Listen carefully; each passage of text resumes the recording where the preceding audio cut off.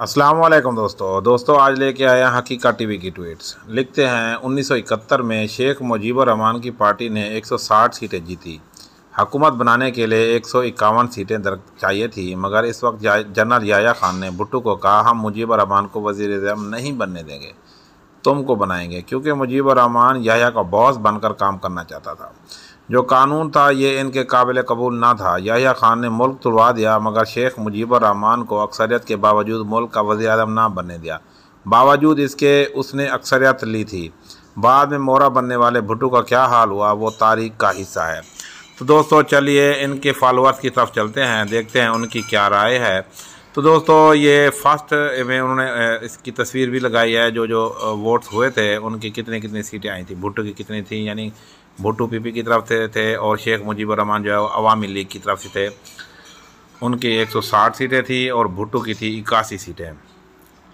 तो दोस्तों जस्मीन आफरीदी लिखती हैं, ये तो आपने इमरान नियाज़ी की कहानी बता दी। वो भी भुट्टो साहब की तरह फ़ौज के पे रोल पर था और फ़ौज ने धांधली करके 2018 में अक्सरियत को अक़लियत बनाकर नियाज़ी को वज़ीर-ए-आज़म बनाया, और आप देखो नियाज़ी का क्या अंजाम हुआ।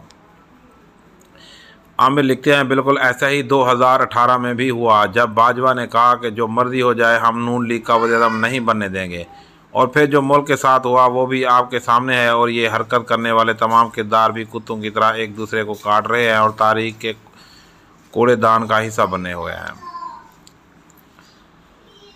मेरा पाकिस्तान ने एक पिक्चर लगाई जिसके ऊपर लिखा हुआ है, 1971 में इलेक्शन हो गए, नताइज एस्टेब्लिशमेंट की ख्वाहिश के बरक्स आए तो इंतकाल इक़्तिदार रोक लिया और इजलास तक ना बुलाने दिया। 2023 में अब फिर वही ख़तरा है कि इलेक्शन हो गए तो नताइज एस्टेब्लिशमेंट की ख्वाहिश के बरक्स आ जाएंगे। इलेक्शन ही नहीं होने दे रहे, ये मुल्क नहीं एस्टेब्लिशमेंट का प्ले ग्राउंड है। सिकंदर फ़याज़।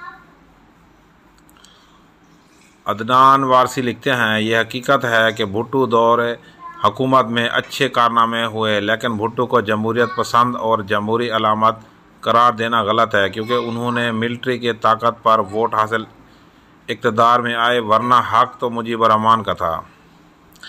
मोहम्मद शबीर आबिद लिखते हैं, पाकिस्तान के एस्टेब्लिशमेंट का पहला सिलेक्टेड वज़ीर-ए-आज़म ज़ुल्फ़िकार अली भुट्टो मरहूम था। इस सिलेक्टेड को फिर नाम निहाद कायद अवाम का टाइटल भी दिया गया था। इस ज़ुल्फ़िकार अली भुट्टो मरहूम ने सबसे पहले अवामी शऊर की तौहीन की थी। इक़्तिदार के लिए मुल्क को तोड़ा गया, इधर तुम उधर हम का नारा लगाया। बंगाली बाशऊर हैं। तारिक मुजाहिद लिखते हैं, यही काम लंगड़े नियाज़ी ने 2018 में बाजवा की गोद में बैठ कर किया, जब अक्सरियत नून लीग की थी, और RTS बंद करके लंगड़े जानी खान को वज़ीर-ए-आज़म बना दिया। हुमायूं लिखते हैं, जिस मुल्क को करप्शन पर सज़ा सुनानी चाहिए, अगर जज खुद सर झुकाकर इसके खुतबे सुन रहा हो तो इस मुल्क में निज़ाम इंसाफ की हालत का अंदाज़ा लगाया जा सकता है। हाशिर कुरैशी लिखते हैं, पाकिस्तान की तरक्की का राज। ये उन्होंने एक तस्वीर लगाई है, इसके हिसाब से तो पता नहीं ये क्या कहना चाह रहे हैं। शफीक रहमान लिखते हैं, गुज़श्ता इलेक्शन में नवाज शरीफ जीत रहे थे, लेकिन वो बाजवा ने नवाज शरीफ की मकबूलियत के बावजूद उसे वज़ीर-ए-आज़म न बनने दिया। केस बनवाए, इलेक्शन में धांधली की, जेल डाला और अपने लाडले नियाज़ी को वज़ीर-ए-आज़म बना दिया, जिसके बाद महंगाई और बद निज़ामी का तूफ़ान शुरू हुआ और मुल्क अब तक ना संभल सका। मोहसिन मीर लिखते हैं, शहबाज को भी भुट्टो बनने का बहुत शौक़ है, लेकिन दो चीज़ों ने मार खा गया, एक तो कद छोटा और दूसरा भुट्टो की 81 सीटों के मुकाबले में ये शायद सिर्फ 18 सीटें ही जीत सके। बिलाल शाह ने इमरान खान की वीडियो लगाई, ये अफ्तार की वीडियो है जो वो खजूर के साथ अफ्तार कर रहे हैं, और ऊपर लिखते हैं, कहाँ से तूने ए इकबाल सीखी है ये दरवेशी।